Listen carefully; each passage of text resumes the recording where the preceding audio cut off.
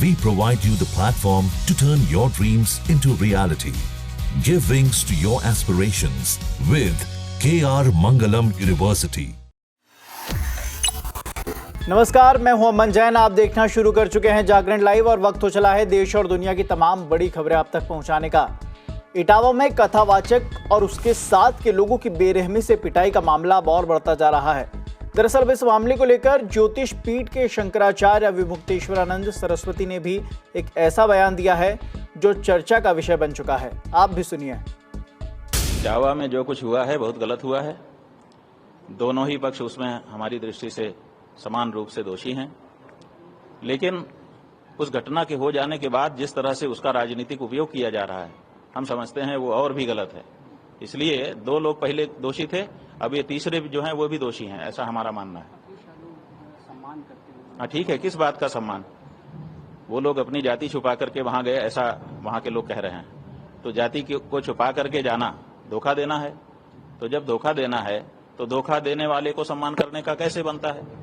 आप उनको सांत्वना दे सकते हैं कि भाई आपके साथ मारपीट हुई, ठीक नहीं है, लेकिन सम्मान अलग वस्तु होती है। तो इसलिए मारपीट नहीं करना चाहिए था। जिन लोगों ने मारपीट की बिल्कुल गलत किया उन्होंने।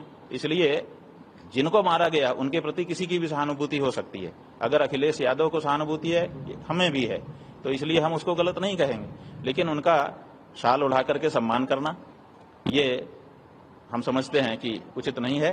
ये ज्यादा है, क्योंकि उन्होंने भी दोष किया है, गलती उनकी भी है। उनको अपनी जाति नहीं छुपाना चाहिए था। किसी भी जाति में, सनातन धर्म की जितनी भी जातियां हैं, किसी भी जाति में जन्म लेना गौरव की बात है। क्यों? क्योंकि सीधे भगवान के द्वारा 4 वर्ण जो बनाए गए हैं वो सीधे भगवान की रचना है, उन्हीं के अंगों से उनकी कल्पना की गई है। इसलिए हम जब एक ही परमात्मा के अंग हैं तो हमको इस बात का गौरव होना चाहिए। हाँ? नहीं, ऐसा है कि कथा तो भगवान की सबके लिए है, किसी के लिए नहीं, ऐसा नहीं। भगवान भी सबके लिए है। हर व्यक्ति अपने अपने घर में भगवान को बुलाता है, सबके घर में भगवान आते हैं। देखिए, जिसके घर में सोने का सिंहासन है ना, वो भी भगवान को बुलाता है, भगवान उसके घर में भी आते हैं। और जिसके घर में जगह ही नहीं है, दीवार में आला लगा करके उसी के आले में ला करके बैठा देता है, तो अनंत ब्रह्मांड नायक भगवान उसी आले में आके बैठ जाते हैं। इसलिए भगवान की तो कोई बात नहीं है। तो भगवान सबके हैं। भगवान की कथा कहने का, सुनने का सबको अधिकार है, लेकिन हमारे यहाँ कुछ मर्यादाएं भी बनाई गई हैं।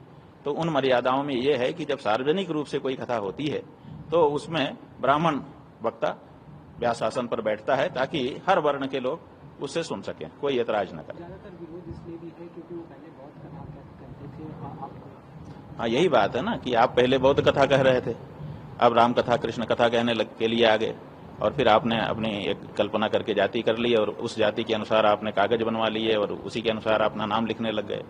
तो ये जो है, इससे पता चलता है कि वो जो व्यक्ति हैं वो जिस जाति के हैं उस जाति में अपने को गौरव महसूस नहीं कर रहे हैं, इसीलिए वो अपने आरोपित जाति, एक दूसरी जाति बना करके आए हुए हैं। तो उनको ऐसा नहीं करना चाहिए। जिस जाति में जन्म हो गया उस जाति में एक से एक महापुरुष हुए होंगे। अपनी जाति के महापुरुषों का आदर्श ध्यान में रखते हुए उनको अपनी जाति पर गौरव रखना चाहिए और उस जाति को किसी से भी कम नहीं समझना चाहिए।